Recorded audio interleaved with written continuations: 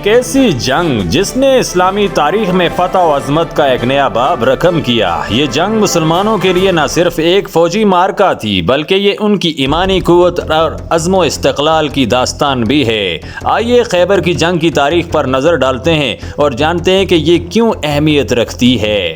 السلام علیکم، آپ دیکھ رہے ہیں ٹیکنیکل پوائنٹس۔ تو دوستو، اگر آپ چینل پر نئے ہیں تو چینل کو سبسکرائب ضرور کیجئے تاکہ آپ ہماری یوٹیوب کمیونٹی کا حصہ بن سکیں۔ آپ کا بہت شکریہ۔ بڑھتے ہیں اپنی ویڈیو کی جانب۔ خیبر مدینہ سے تقریباً 150 کلومیٹر کے فاصلے پر واقع ایک زرخیز وادی تھی۔ یہودی قبائل یہاں مضبوط قلعوں میں رہائش پذیر تھے اور ان کے پاس کافی مال و دولت تھی۔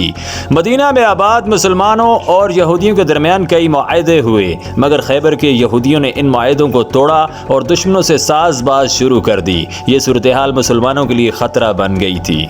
خیبر کی جانب پیش قدمی کا فیصلہ رسول اللہ صلی اللہ علیہ وسلم نے سن 7 ہجری میں کیا۔ آپ صلی اللہ علیہ وسلم نے تقریباً 1600 مجاہدین کا لشکر تیار کیا اور خیبر کی طرف روانہ ہوئے۔ اس لشکر میں 200 گھڑ سوار بھی شامل تھے۔ خیبر کے قلعے بہت مضبوط اور ناقابل تسخیر سمجھے جاتے تھے، لیکن مسلمانوں کو اپنی ایمان کی طاقت پر مکمل یقین تھا۔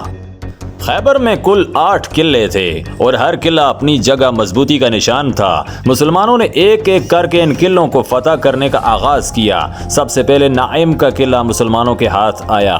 خیبر کے یہودیوں نے بھرپور مقابلہ کیا، لیکن مسلمانوں کی بہادری اور جذبہ ایمان کے آگے ان کی ایک نہ چلی۔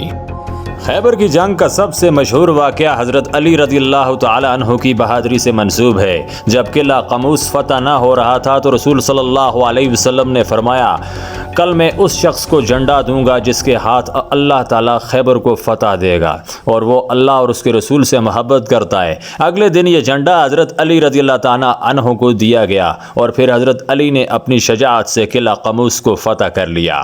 بالآخر مسلمانوں نے خیبر کے تمام قلعے فتح کر لیے۔ یہ فتح مسلمانوں کے لیے ایک عظیم کامیابی تھی۔ خیبر کی فتح کے ساتھ ہی یہودیوں کی مدینہ پر حملہ کرنے کی تمام امیدیں ختم ہو گئیں اور مسلمانوں کو خیبر کی زرخیز زمینوں سے فائدہ اٹھانے کا موقع ملا۔ خیبر کی فتح کے بعد مسلمانوں کو نہ صرف مال غنیمت ملا بلکہ خیبر کی زمینیں بھی ان کے زیر انتظام آ گئیں۔ یہ فتح مسلمانوں کی معاشی حالت بہتر بنانے میں اہم ثابت ہوئی۔ اس کے علاوہ خیبر کی فتح نے مسلمانوں کی فوجی قوت اور سیاسی اثر و رسوخ میں بھی اضافہ کیا۔ خیبر کی جنگ ہمیں یہ درس دیتی ہے کہ ایمان، عزم اور قائدانہ صلاحیتوں کے ساتھ بڑے سے بڑے چیلنجز کو شکست دی جا سکتی ہے۔ یہ فتح مسلمانوں کے لیے ایک یادگار فتح ثابت تھی جو رہتی دنیا تک ایمان اور قربانی کی مثال بنی رہے گی۔ خیبر کی جنگ صرف ایک معرکہ نہیں بلکہ مسلمانوں کی تاریخ کا ایک سنہری باب ہے جسے ہمیشہ یاد رکھا جائے گا۔